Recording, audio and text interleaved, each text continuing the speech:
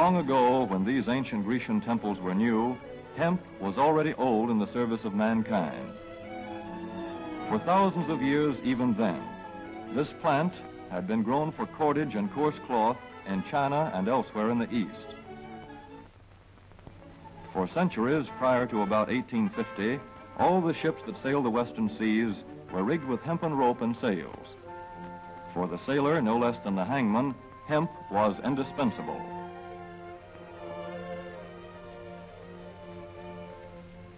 A 44-gun frigate, like our cherished old Ironsides, took over 60 tons of hemp for rigging. Including an anchor cable 25 inches in circumference.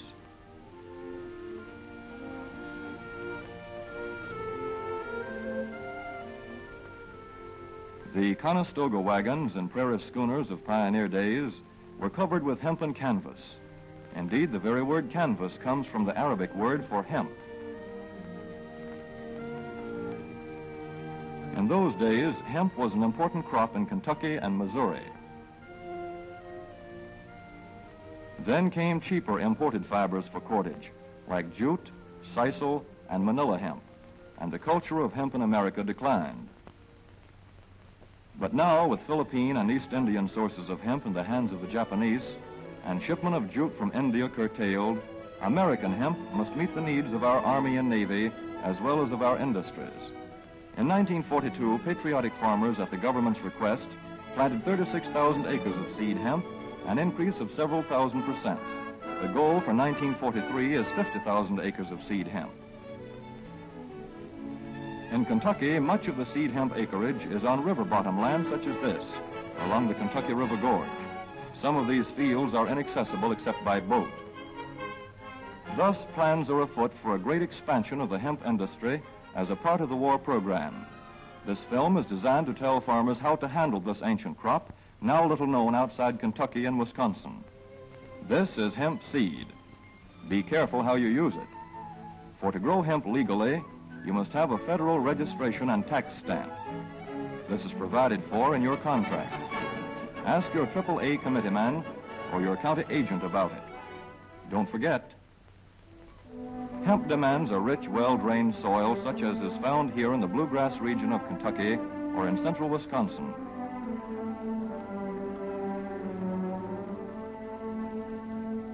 It must be loose and rich in organic matter. Poor soils won't do. Soil that will grow good corn will usually grow hemp. Hemp is not hard on the soil.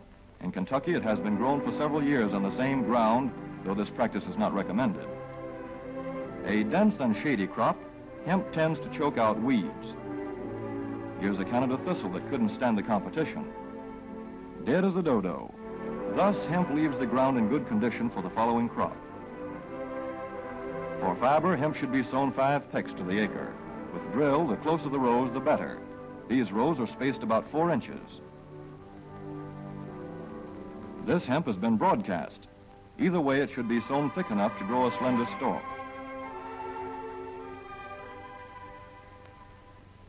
Here's an ideal stand. The right height to be harvested easily, thick enough to grow slender stalks that are easy to cut and process.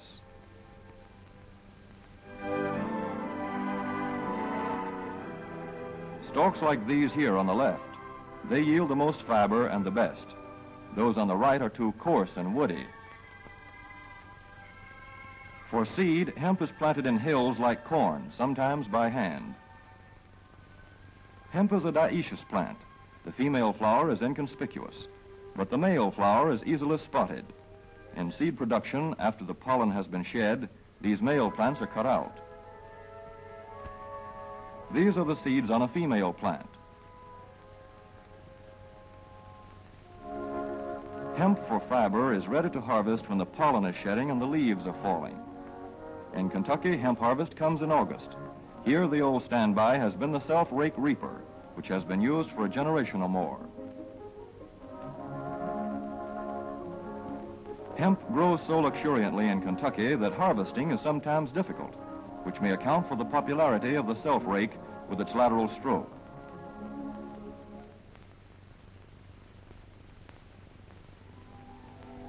A modified rice binder has been used to some extent. This machine works well in average hemp.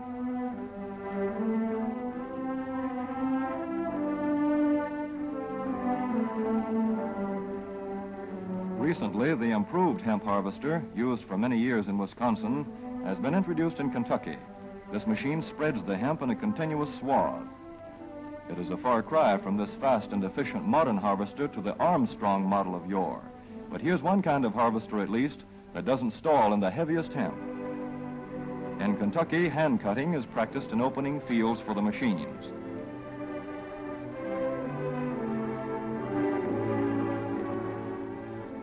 In Kentucky, hemp is shucked as soon as safe after cutting, to be spread out for retting later in the fall.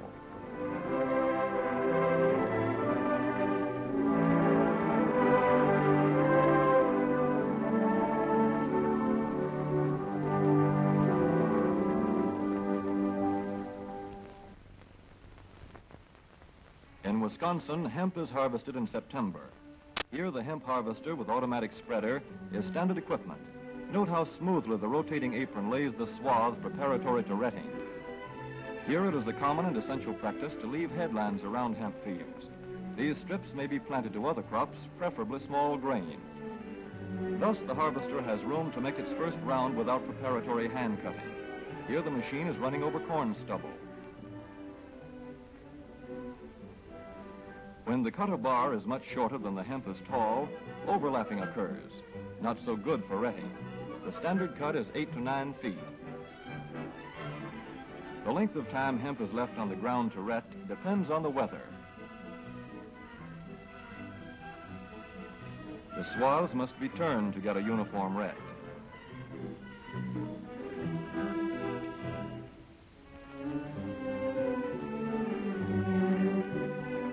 When the woody core breaks away readily, like this, the hemp is about ready to take up and bind into bundles.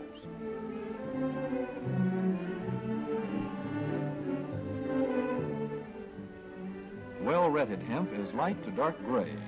The fiber tends to pull away from the stalk. The presence of stalks in the bowstring stage indicates that retting is well underway.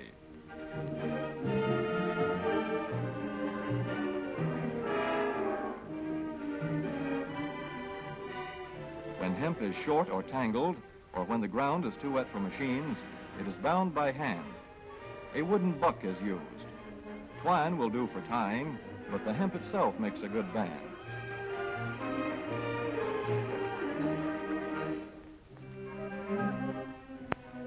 When conditions are favorable, the pickup binder is commonly used. The swaths should lie smooth and even with stalks parallel. The picker won't work well in tangled hemp.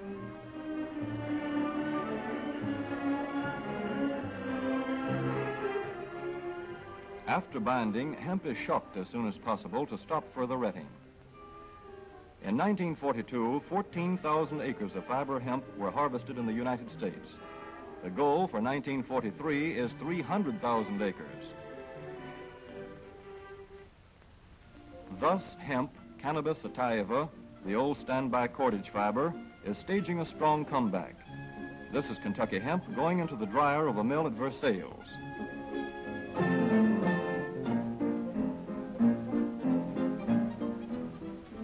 In the old days, breaking was done by hand, one of the hardest jobs known to man.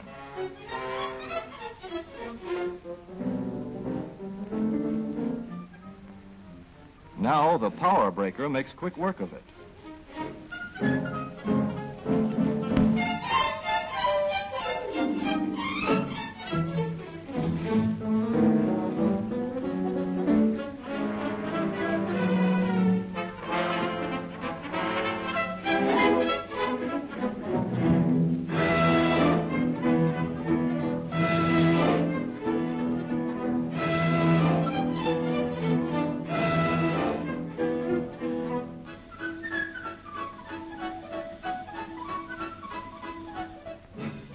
Spinning American hemp into rope yarn or twine in the old Kentucky River Mill at Frankfort, Kentucky. Another pioneer plant that has been making cordage for more than a century.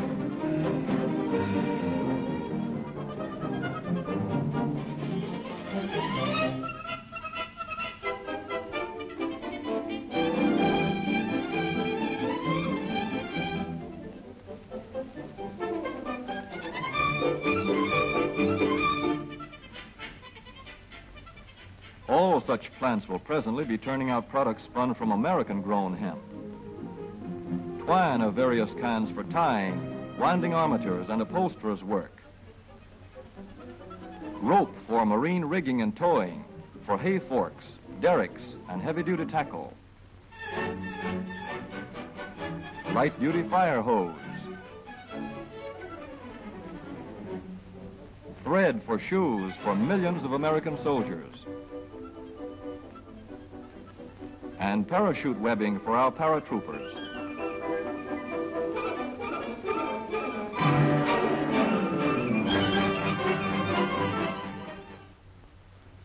As for the United States Navy, every battleship requires 34,000 feet of rope, and other craft accordingly. So here in the Boston Navy Yard, where cables for frigates were made long ago, crews are now working night and day making cordage for the fleet. In the old days, rope yarn was spun by hand.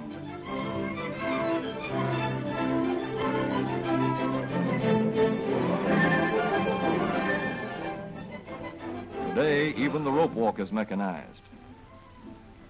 160 fathoms to go.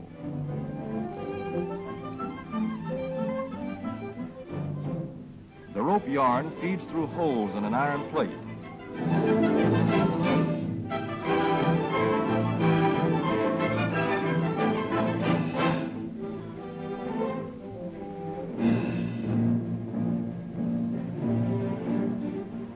This is Manila hemp from the Navy's rapidly dwindling reserve. When that is gone, American hemp will go on duty again. Hemp for mooring ships, hemp for tow lines.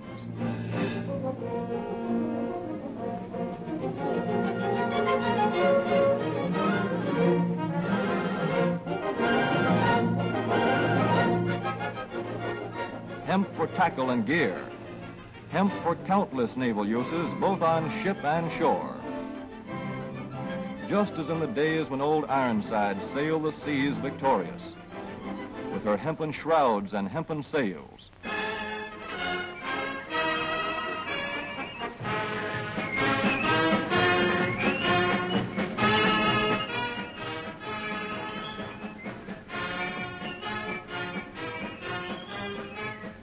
Hemp for victory.